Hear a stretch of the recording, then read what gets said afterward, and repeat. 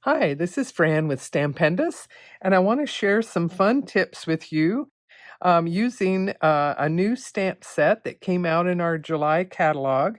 And this is the Peace Quilt, and I'll show you some cozy, warm ideas to make for some Christmas cards with a quilt theme. And I'll show you here real quick. We had this earlier quilt stamp design, and it had more pattern in the pieces, and a lot of things work the same way. We have a video that I had done on this one, but now we'll focus on our wonderful piece quilt here and give you some fun ideas that will make it quick and easy. One of the first things is the design is square, but as you place it on your block, it will be important to position it to where it squares off and doesn't distort too much. You could actually distort it quite a bit if you wanted to make some interesting curves, and I haven't tried that yet. But if you want the lines and things to be squared off, the easiest is to take some time to position it onto your block so that it fits square to the edges of the block, and then take a look at whether the lines are straight or whether they're curved. And once you position it, I would suggest do all of your stamping without taking it off the block or changing it. And then even if it is curved, everything will work together, okay? So that's a helpful tip. And because it's clear, you should be able to ink it up and to be able to see where you're placing it to go onto your white or whatever printed papers. And in this case, um, if you want to stamp it, and then if you get it a little bit crooked like I did on this one, you might choose to cut it out, or you can turn your paper over and give it another try on the other side. But let me show you with this one that you can get, um, now you can cut the edges on, your slide cutter. But if you want to if it is curvy and you want to hand cut it, that's good too. So watch here, because it's crooked, I'm going to intentionally cut a wavy edge a distance away. I'm just kind of going in and out, and I have my little curvy scissors. So this will actually give you more of that sense of a loose fabric quilt anyway, and it's a fun look. So that's one thing you can do. And there you go.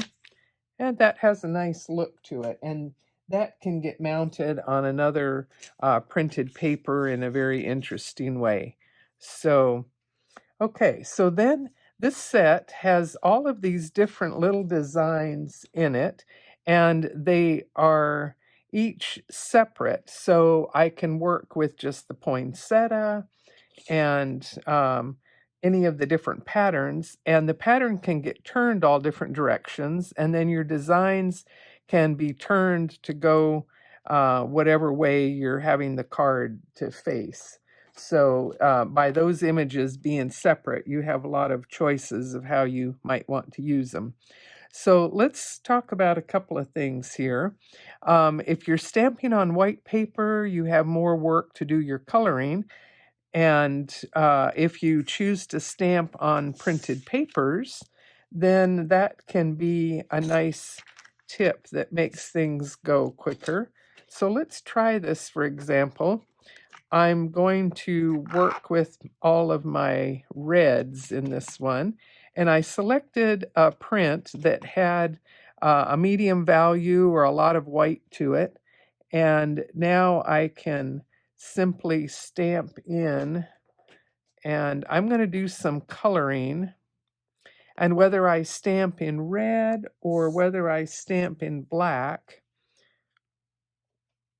this other part of the design gives you sort of a fun scalloped edge.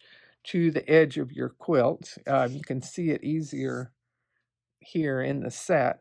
And the two are connected and they fit perfectly to the square. But this one I stamped and I've cut them apart. And stamping in black and then coloring in may give you a good option. And actually, I think I like stamping in black a little bit better, and then we'll color it in. So anyway, I could put. Let's see. I think I'll switch to black. By the time I color that in, it will work fine. But let's go to black on another one here. And let's see.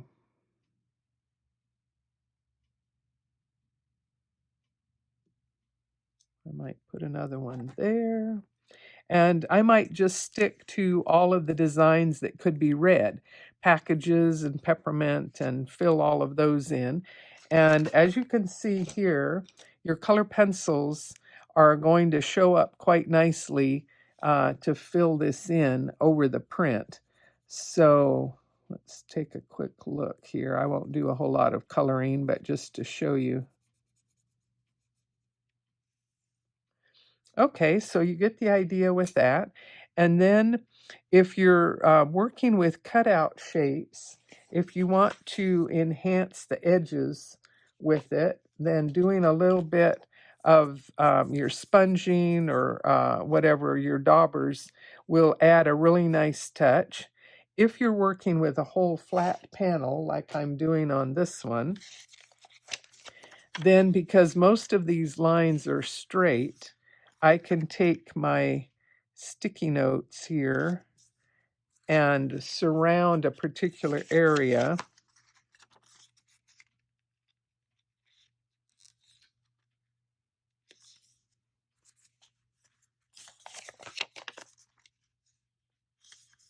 I'll just do that side to show you real quick. And then I can enhance just a little bit around those edges. It's going to give my quilt, even with one flat piece of paper, it's going to give me the illusion of some depth to it. So that will give you a lot of ways that you could quickly fill in different patterns and use love. You can do some of these patterns and do a whole stamping of words that might fill the whole space, and you could just block out one section that way. Another really fun way to go with this is to select a group of different prints.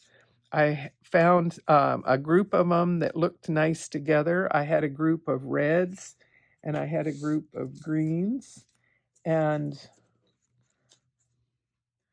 I was having so much fun, I just stamped all these different ones. But just to quickly show you the idea here,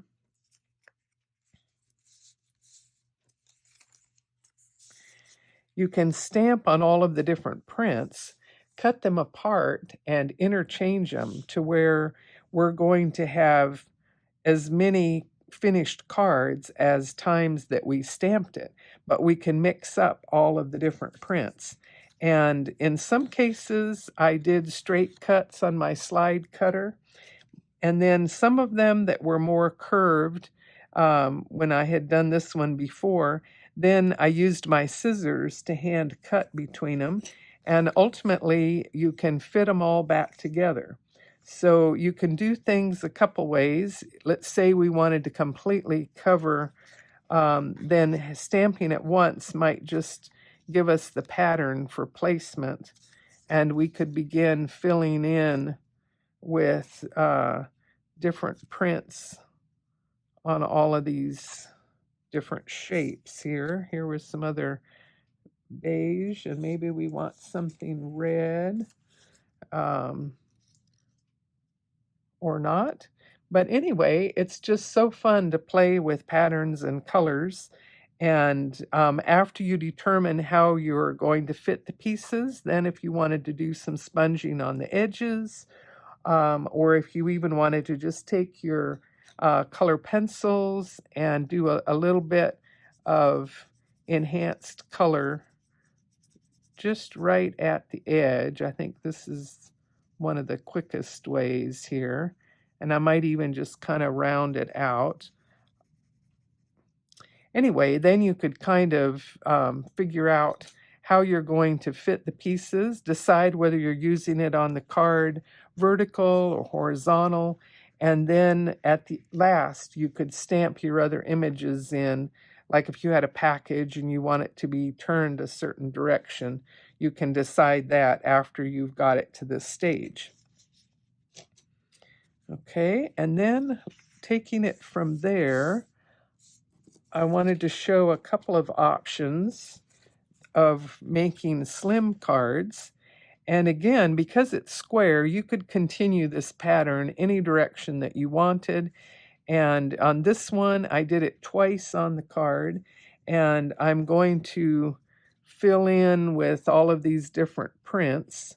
And then I thought maybe in the area in the middle, I pre-cut my paper to the size that I wanted, and it fit twice quite nicely.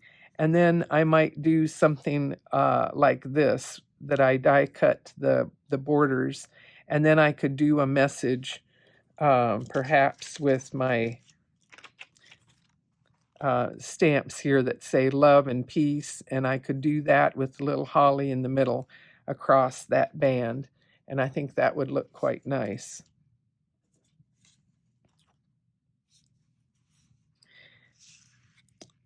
Then I wanted on the slim card to show a fun way that I could do this at an angle. And if you don't want to stamp it exactly straight, well, okay, do it at an angle. And then you can come back, make an interesting angle this way on the slim. And again, if you pre-cut the size of panel that you want, then you can judge how it's going to fit. And then I was simply able to stamp this, lining it up all the way around. And I had also cut quite a few pieces on my other printed paper, and you could make a beautiful pattern that way. So here were a couple of cards where I did a lot of patterning in the pieces in the middle. And with just a little bit of color pencil work and interesting prints in the background, you can do a lot of very fun card ideas. So I hope that gives you some ideas that will make it fun, and you can create quilts in any different color and pattern and have a very warm and cozy Christmas card to send to your friends and family.